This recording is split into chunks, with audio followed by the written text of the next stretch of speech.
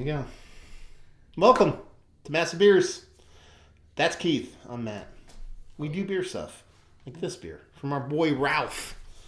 What did Ralph tell you about this beer? Did he tell you anything specific? No. No? Nope. This is the Devil's Decadence from Barrel Monks Brewing. Barrel Monks Brewing out of Florida. We actually, oddly enough, get their distro up here now. Periodically. Yeah, nothing too crazy, but we do. Ralph is very, very, very proud of this beer. Sorry it took so long for us to get the review together. Me and Keith wanted to do it together, and with Beer 2 Palooza, we didn't get to do it there, and just life. It's an imperial milk stout with coconut, vanilla, cinnamon, and lactose. Good for you, Keith. Good for you. It's lactose intolerant over here. It comes in at 12% alcohol by volume. We're trying to take it easy. And words on the back. It says, not all the devil's contracts are entered through mundane signatures. Some are more alluring and delicious. We dare you to resist. Oh, very proud of yourselves here. Dare you to resist the epitome of hedonism brewed with an unreasonable amount of coconut, vanilla, and lactose. This sinful brew will seduce you with notes of sweet cocoa nut cream, toasted pastry crust, baking spices, and velvety milk chocolate. Heed this warning. Once Devil's Brew hits your lips, he'll have you right where he wants you. Why does it gotta be he? Why can't it be a she? Or they or them? Anyway. I kind of like the label. I do like the label. Yeah. Not just design-wise, but it's like matte. You know what I mean? It's not like super shiny, so I really do like the label. You chose wisely on the top, so taking their Indiana Jones and the Last Crusade to a very, very serious point. Remember that? Yeah. Are you old enough to remember that? Yes. When they did the whole Pepsi thing, do you remember that? Oh, yeah. Yeah, you chose wisely yeah. on the Pepsi. Yeah. You didn't remember until I said it. And you're like, oh, shit. Yeah. There's been a lot of that thing. Yeah. It should remind me of,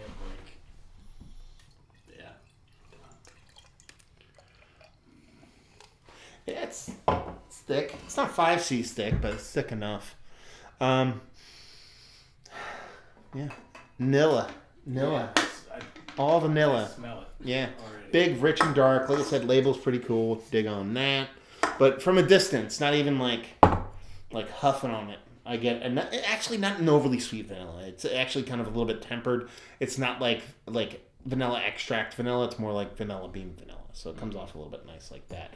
But it looks the part of a stout as far as the nose goes. There are definitely some legs on that sucker. A little blue blocker. Some floaties. Oh, there are floaties in there? Did you get any? I don't see any, but you got the bottom of the can. Yeah, I got some. Yeah. Top of the can guy here.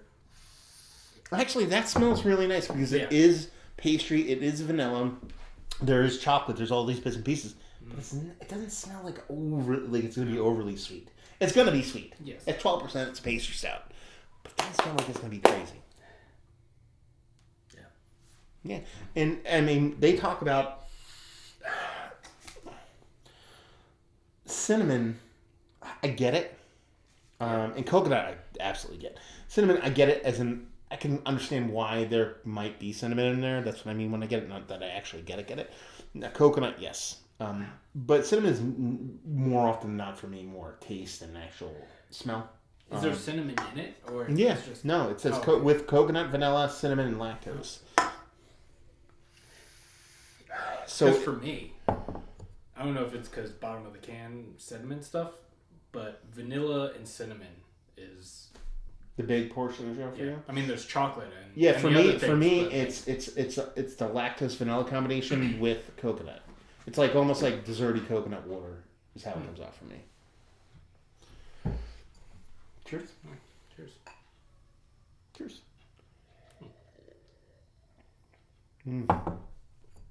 That's a really nice mouthfeel. It's like thick, one more C thick than I said on the pour, but not dense enough to be like, oh man, that's heavy.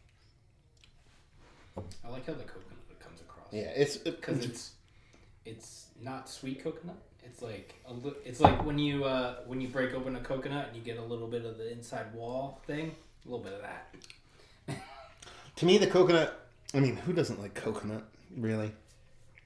But to me, the coconut plays a crucial part in that it takes the lactose and takes the vanilla, and kind of merges with that and makes this kind of sweet, kind of almond joy, kind of confectionery coconut, to where it's not like, I think if you omit the coconut here, it's a lot of vanilla and a lot of lactose.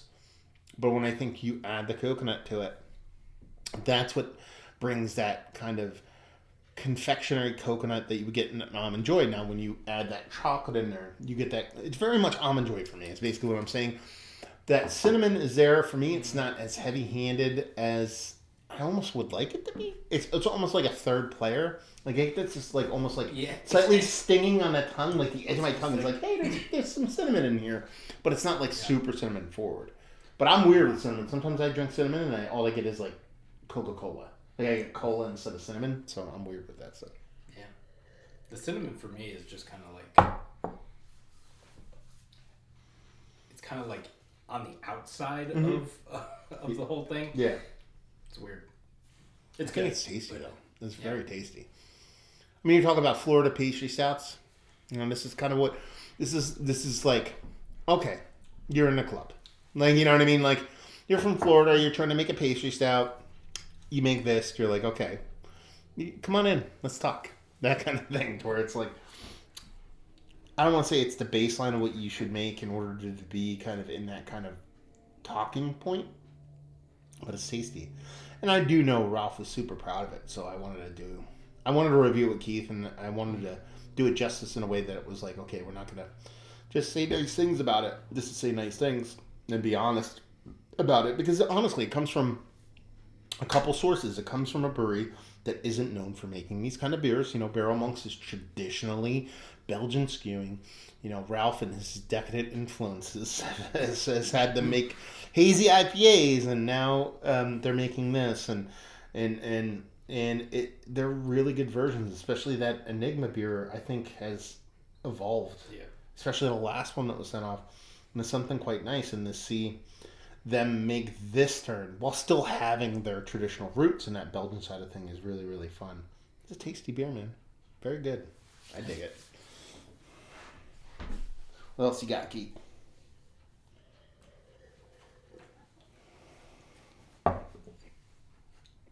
Every once in a while, I know I said the cinnamon was like on the outside for me, but every once in a while I'll take a sip, and sometimes the cinnamon is like the only thing I get. Take 3 sips real quick. Cinnamon's like chili.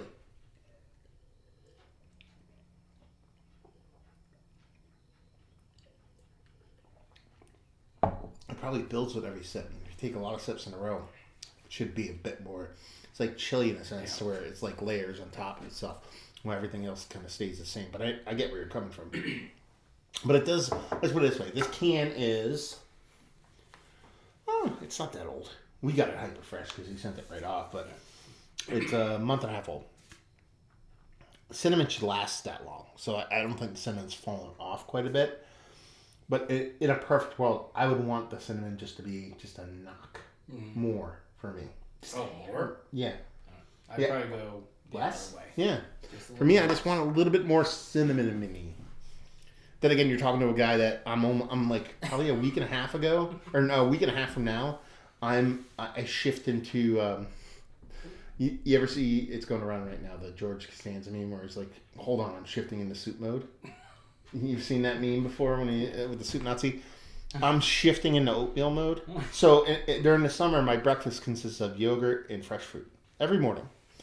But fresh fruit is hard to come by in the winter. So right around November, I start to shift into, okay, instead of fresh fruit, I'm going to eat yogurt and oatmeal. And when I eat oatmeal, I put like a 3 or 4 pounds of cinnamon in each serving of oatmeal. So I'm a little desensitized to oatmeal. Let's put it that way. I like it. I think it's tasty. I think the mouth feels fantastic. I like the play between lactose and the coconut. And the only thing my biggest nitpick about this is that if I don't get the barrel aged version, I'm going to be really angry. So You better be sending the barrel aged version. How about you? I think it's really good.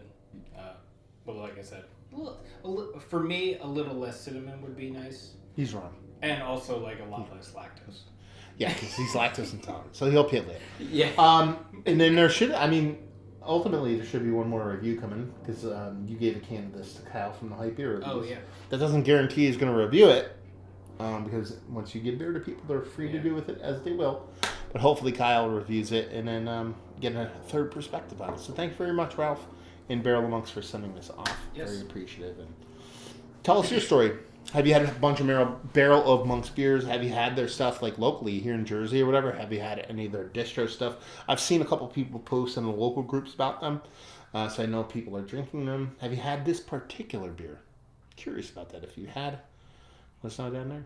So, hopefully you guys enjoyed the review. Go check Keith out. 93 Lumber. Spell that stuff out. Hope to see you next time. Bye-bye. Cheers.